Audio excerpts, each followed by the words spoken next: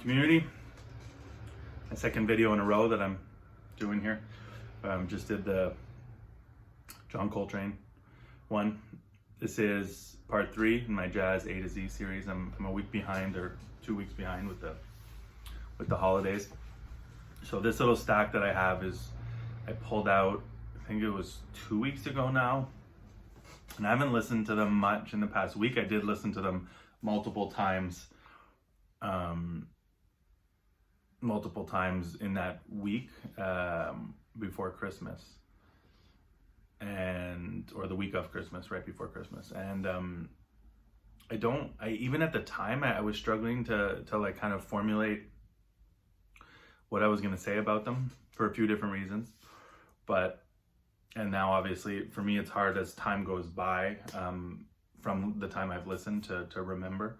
But I will share the records, and I'll share what I can say about them, which isn't a great deal, especially since I find right now, as you'll see from the title, it's only featuring 2 artists, the records I have from 2 artists, and I do find there's a lot of similarities within the actual records, not huge differences. So the first artist is Dorothy Ashby. So this is what's going to happen with this project, is I'm going to have to kind of, as I go through the A to Z, there'll be one-off records, one-off artists, but a lot of times I have, a whole chunk of records from one artist. So first off, Dorothy Ashby. Harp, not everyone's favorite instrument, and also not a common instrument. Speaking of harp, there's a record that just came out recently on International Anthem, Force Majeure, which is harp and bass. I haven't picked it up on vinyl yet, but I listened to it digitally over and over again. Love it. Deep stuff. Covers of different songs, some jazz songs, some poppier songs. So first Dorothy Ashby record I have is her first record. What I'll also try to add into this series, if that would be cool for the vintage records, because I'll be showing reissues. I got reissues on my shelves, as we mostly all do. No problem with that. I'll share where I got the record, because for me, someone was saying recently about remembering where they got every record, and I thought I could, but I realized over the years there's stuff where I don't remember where I got it. I try to note it, but just by memory, don't always remember. And there's lots of stuff over the years, as I put it into Discogs, that I didn't write where I got it, or that I just didn't put into Discogs altogether. So here we go. The Jazz Harpist, Dorothy Ashby, with Frank West on flute, Wendell Marshall, and Eddie Jones on bass, I guess, and Ed Thigpen on drums. So her early stuff, I only have 2 of them from the 50s, featured flute. This is an original pressing that's not in the best shape, but when I took a road trip with a couple buddies to Quebec City last year, I guess now, fall of 2019, and the first record store we walked into, this was on the wall. It wasn't expensive because of the condition, but I couldn't really leave it behind.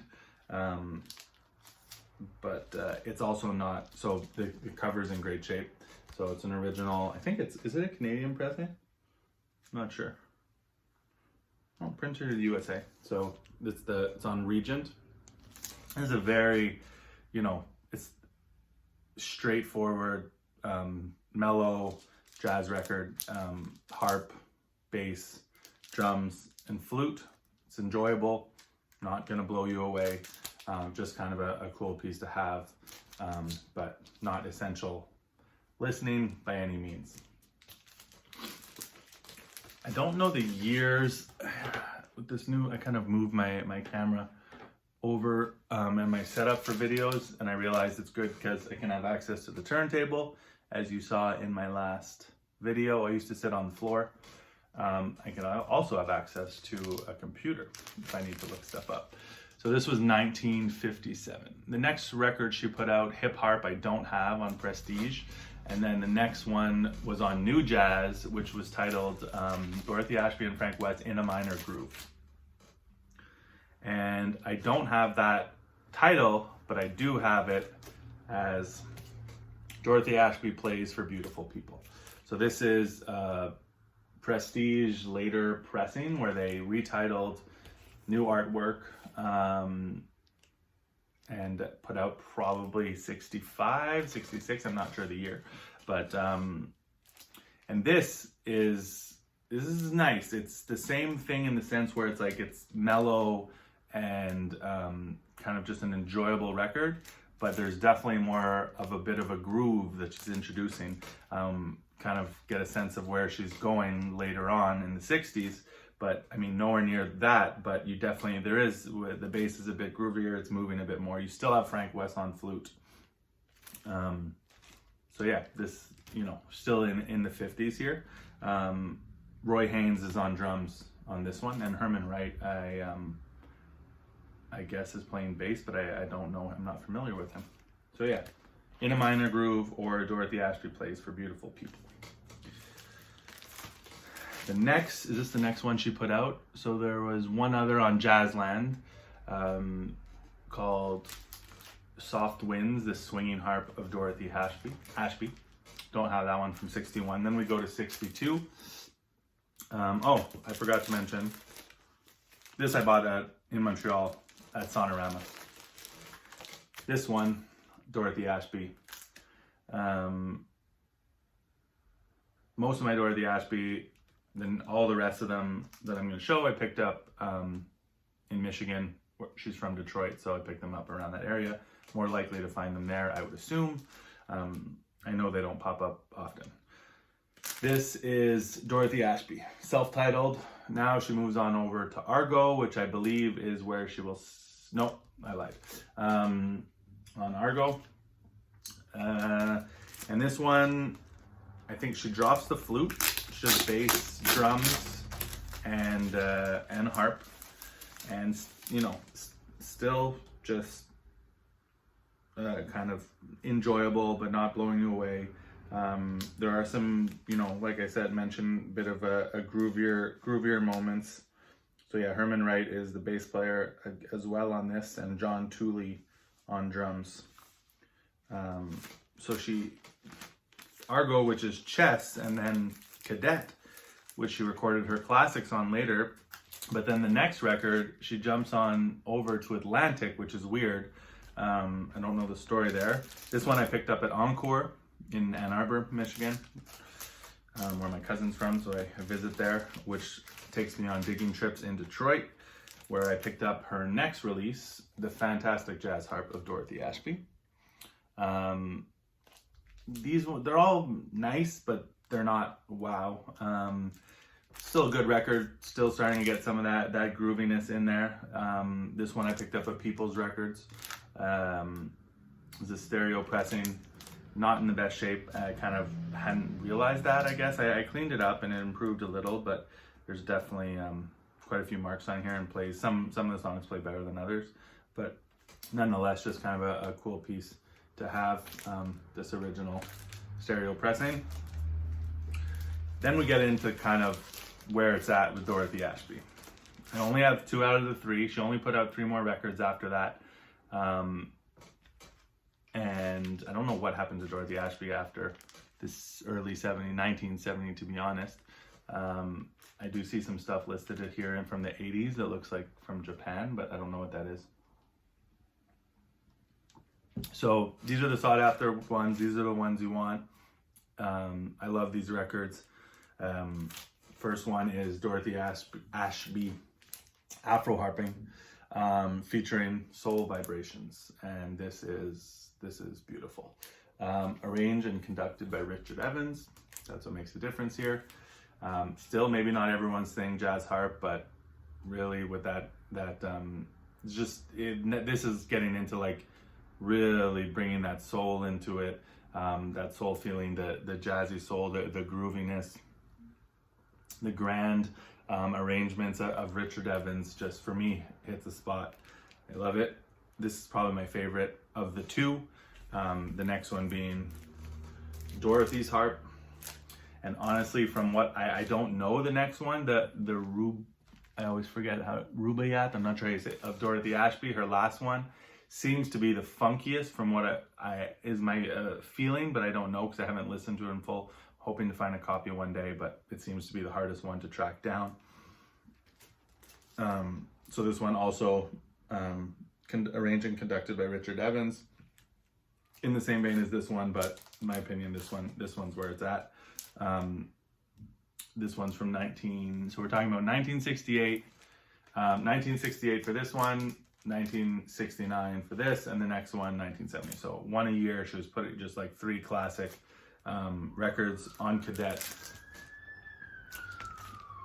These I found together on the wall in Michigan at a record store in the suburbs, Dearborn Music, suburbs of Detroit, and that's been around since the 50s. And when I saw them on the wall, my eyes lit up. Couldn't believe it. So yeah, that's what I got for Dorothy Ashby. Not everyone's thing for sure. And like I mentioned, I'm not blown away by those early records. Next, we go into David Axelrod. So these are records I don't know. I mean, a lot of the records I don't know super well, but like I picked these up as reissues. These are not records I've known for years, although they're considered classics. I picked the reissues up when they came out a couple of years ago, and I love this sound. Once again, super sought after records, super rare. I've never seen originals of any of these in person. These are all reissues, actually, except for one, but of his what's considered trilogy here is Songs of Innocence. So composed and arranged by David Axelrod. These all have a similar feel to me. I was struggling to kind of differentiate, like, okay, this is what this record is versus this one. They all kind of have a similar vibe. There's jazzy elements, there's soulful elements, groovy elements, there's like grand orchestration kind of, it's just that David Axelrod, nasty drums. It's like head nodding. It's not, I don't even know how to classify it, but if you know this, you know it. You know what I'm talking about. It's not the easiest to describe. There's psychedelic elements, but especially when there's vocals. But this is, if you don't know it, I definitely check it out and see if it's your thing. And these reissues are still available. Originally all on Capitol. It's like his Capitol trilogy. This is put out by Now Again, David Axelrod. So this one, I think, is it 69? 68 was the first one. Next one, Songs of Experience. Probably the year, I would imagine the year after, but it doesn't say. And then the third one being Earth Rot. You know, a musical comment on the state of the environment. So that's where the lyrics kind of come into this one, is in the commentary on the state of the environment. What's cool about this one, if the vocals aren't your thing, it comes with a second disc, which is an instrumental version, and you can just kind of listen to it for the music without that commentary on the environment. But all 3 of these, excellent. I would say they're all kind of have a similar sound. I'll have to continue listening to kind of dissect each one, and I couldn't tell you which one is my favorite. And lastly here we have David Axelrod, The Auction. This one's an original. On Decca. And this one, is this a soundtrack? It must be, but all of these kind of have a soundtrack. You feel even the earlier trilogy could be kind of like a soundtracky vibe. And this one is definitely is different sounding than the others. It's more groovy, I think there's is it electric guitar, kind of smaller. So there's a lot of vocals, the chorus. It's just different. Check it out. It definitely more on the funky side. Joe Sample, David T. Walker. I don't actually know if those guys could play on the other ones as well. Most likely. But yeah, I don't have Heavy Axe. I don't have, he has a bunch of other records. I'm not a David Axelrod expert, but he gets talked about so much, and his records are so sought after. So when those reissues came out, I picked them up. So that's it. It can be definitely challenging, I find, listening to one artist exclusively, like over and over again. Whether it's, and I haven't even gotten into the artists that I have the most of, so it should be interesting as I go through. It's not that I don't listen to anything else, but yeah, listening to, like, 5 Dorothy Ashby records, or 6, however many I have, over and over again. But for me, these are probably the highlight of all these records, along with the 2 Dorothy Ashby records. Although this is a really less of an intense trip than these ones. It's more fun, I would say. What's next? I think it's Albert Ayler, and I don't know what comes after that. So yeah, Happy New Year to everyone. All the best for 2021. As I mentioned in my last video, we're going into, and we're already in lockdown, but probably a more intense one. So yeah, more time to be at home and listen to more records. So hopefully I'll be able to continue this series along. Oh, this one I forgot to mention, the auction picked up in Montreal at AtoZ. That's it. We'll be back soon. Peace.